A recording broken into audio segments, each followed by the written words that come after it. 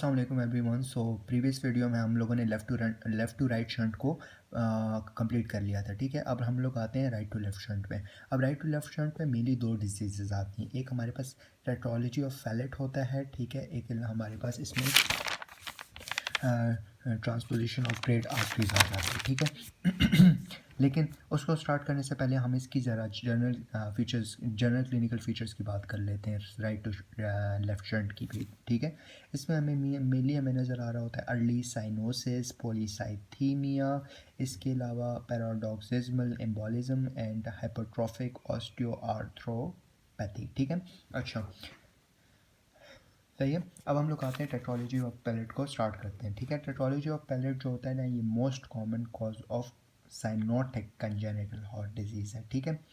जो left to right था ना, उसमें वो जो था वो हमारे पास most common congenital heart disease है, ठीक है। लेकिन अगर आप साइनोटिक की बात करो ना, तो वो हमारे पास टेट्रोलॉजी ऑफ फैलेट है। टेट्रोलॉजी ऑफ फैलेट क्या है? Most common cause of cyanotic congenital heart disease, ठीक है।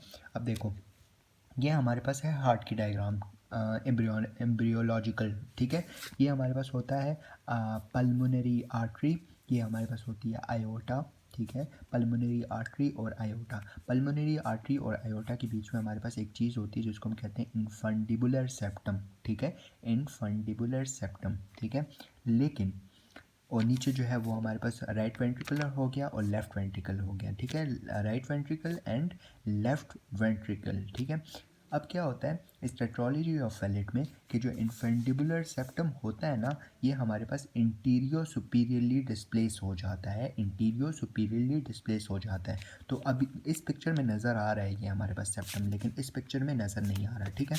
अब हम आते हैं morphology of tetralogy of Fallot, ठीक है। Morphology of tetralogy of Fallot को, इस डायग्राम को बस जहन में याद रखना है, ठीक है।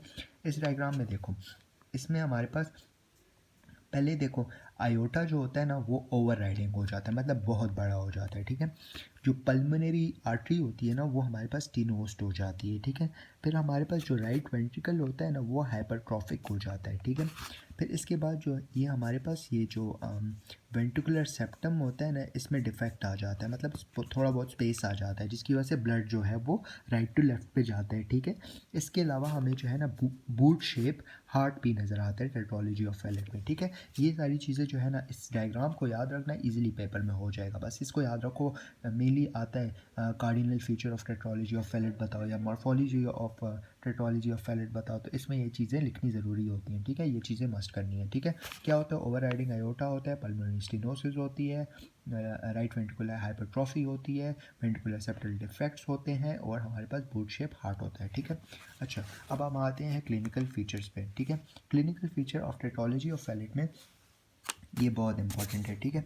देखो, इसमें हमारे पास हीमोडायनेमिक डिस्टर्बेंस होती है। हीमोडायनेमिक डिस्टर्बेंस कैसे होती है कि एक तो हमारे पास राइट टू लेफ्ट पे ब्लड जा रहा है, ठीक है। तो जब राइट टू लेफ्ट पे ब्लड जाएगा ना, तो राइट टू लेफ्ट पे ब्लड जाएगा फर्स्ट। सेकंड क्या होगा कि हमारे पास जो पल्मोनरी ब्लड फ्लो है वो रिड्यूस्ड हो जाएगा, क्योंकि सारा का सारा ब्लड जो होता है वो राइट साइड से लेफ्ट पे चला जाता है, कुछ बचता ही नहीं है पल्मोनरी पे जाने के लिए, ठीक है।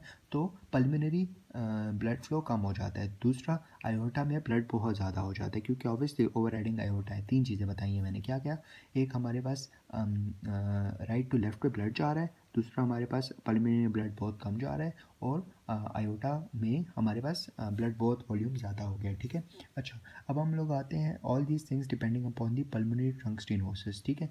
अब ये डिपेंड कर रहा होता है कि जो पल्मोनरी की स्टेनोसिस है ना वो कितनी ज़्यादा है ना, ठीक है। अगर स्टेनोसिस बहुत ज़्यादा होगी तो ऑब्वियसली, अगर स्टेनोसिस बहुत ज़्यादा होगी तो ब्लड तो लंग्स तक जाएगा ही नहीं ना। तो जब जब नहीं जाएगा, ठीक है, तो क्या होगा कि हमारे पास सारा का सारा ब्लड जो है वो राइट साइड, राइट वेंट्रिकल से लेफ्ट वेंट्रिकल में जाएगा और फिर पूरी बॉडी में डिस्ट्रीब्यूट हो जाएगा। अल्टीमेटली जो है बंदा साइनोसिस में चला जाएगा और फिर डेथ भी बहुत जल्दी हो जाती है, ठीक है। लेकिन अगर माइल्डली स्टेनोसिस है पल्मोनरी वेसल की ना, अगर माइल्डली स्टेनोसिस है, ठीक है, तो क्या होगा कि वो रिजेंबल करेगा as isolated VSD. Isolated VSD जो होता है ना, ventricular septal defect, isolated ventricular septal defect की तरह वो रिजेंबल करना शुरू हो जाएगा, ठीक है। फिर इसके बाद इस पल्मोनरी जो ऑरिफिस की स्टेनोसिस होती है ना, इसकी वजह से हमारे पास एक फ़ायदा भी हमें होता है। क्या फ़ायदा होता है कि पहले तो हमारे पास जब राइट वेंट्रिकुलर हाइपरट्रॉफी हो रही थी ना, तो पहले क्या होता था कि हमारे पास वो भी होता था, पल्मोनरी हाइपरटेंशन भी होता था, ठीक है, जब राइट टू लेफ्ट शंट हो रहा था, ठीक है, वो जो रिवर्सल ऑफ शंट जब हम जिसकी बात कर रहे थे ना, तो उसमें वेंट्रिकुलर हाइपरट्रॉफी होती है, राइट वेंट्रिकुलर हाइपरट्रॉफी। तो उसके साथ हमारे पास दो और फीचर्स हमें नज़र आ रहे थे, एक पल्मोनरी हाइपरटेंशन था, एक पल्मोनरी जो रेजिस्टेंस होती है वो भी ज़्यादा हो जाती है। लेकिन इसमें वो केस नहीं होता। क्यों केस नहीं होता? क्योंकि हमारे पास पल्मोनरी जो होती है ना, जो वेसल होती है वो बहुत ज़्यादा स्टिनोस हो जाती है, तो हाइपरटेंशन का तो किस्सा ही ख़त्म हो जाता है, ठीक है। इसके अलावा और क्लिनिकल फीचर्स होते हैं कुछ, जैसे कि साइनोसिस हो गया या इन्फेक्टिव एंडोकार्डाइटिस हो गया। इसके अलावा सिस्टेमिक एम्बोलाइजेशंस वगैरह हमें नज़र आती हैं, ठीक है। अच्छा, फिर इसके बाद क्या होता है कि अगर हमारे पास ये जो पल्मोनरी स्टेनोसिस है ना, कि ये अगर बहुत ज़्यादा सवेयर हो जाए, तो मैंने क्या कहा है कि हमारे पास डीऑक्सीजनेटेड ब्लड पूरी बॉडी में फ्लो करना शुरू हो जाएगा, क्योंकि ऑक्सीजनेशन होती ही नहीं है, लंग्स तक ब्लड ही नहीं जाता, ठीक है। लेकिन अगर अगर एक हमारे पास फ़ायदा हो सकता है, अगर बच्चे को पेंटस डक्टस आर्टेरियोसिस है, तो उससे हमें क्या फ़ायदा होगा कि हमारे पास लंग्स तक तो ब्लड नहीं जा रहा, ये तो हमने कह दिया कि नहीं जा रहा, लेकिन अगर पेंटस डक्टस आर्टेरियोसिस है तो आयोटा जो होगा वो हमारे पास कनेक्ट होगा पल्मोनरी आर्टरी के साथ, ठीक है। पल्मोनरी आर्टरी के साथ जब वो कनेक्ट होगा पल्मोनरी ट्रंक या पल्मोनरी आर्टरी के साथ, तो इसकी वजह से क्या होगा कि आयोटा से ब्लड फ्लो करना शुरू हो जाएगा पल्मोनरी ट्रंक की तरफ, तो फिर लंग्स में थोड़ा बहुत ब्लड चला जाता है, जिससे बच्चा थोड़ा ज़्यादा टाइम तक सर्वाइव कर पाता है, ठीक है, which is a good thing, ठीक है। अच्छा, अब हम लोग आते हैं ट्रांसपोजिशन ऑफ ग्रेड आर्टरीज, ठीक है। Transposition of the grade arteries क्या होता है?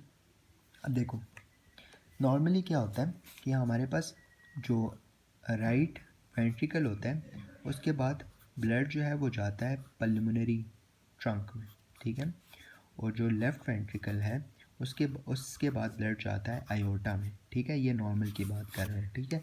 लेकिन एम्ब्रियोलॉजिकली कुछ ऐसी चेंजेस आती हैं जिसकी वजह से हमारे पास जो राइट वेंट्रिकल का ब्लड है वो आयोटा में जाना शुरू हो जाता है, आयोटा में जाता है डायरेक्ट, और जो लेफ़्ट वेंट्रिकल का ब्लड होता है वो पल्मोनरी ट्रंक में जाना शुरू हो जाता है, ठीक है। जैसे अब इस डायग्राम में देखो, राइट वेंट्रिकल है, राइट वेंट्रिकल का ब्लड आयोटा में गया है, आयोटा में जाने के बाद पूरी बॉडी में डिस्ट्रीब्यूट हुआ, डिस्ट्रीब्यूट होने के बाद राइट एट्रियम में वापस आया, राइट एट्रियम से डायरेक्ट राइट वेंट्रिकल में गया, तो ये हमारे पास एक सेपरेट सर्किट हो गया।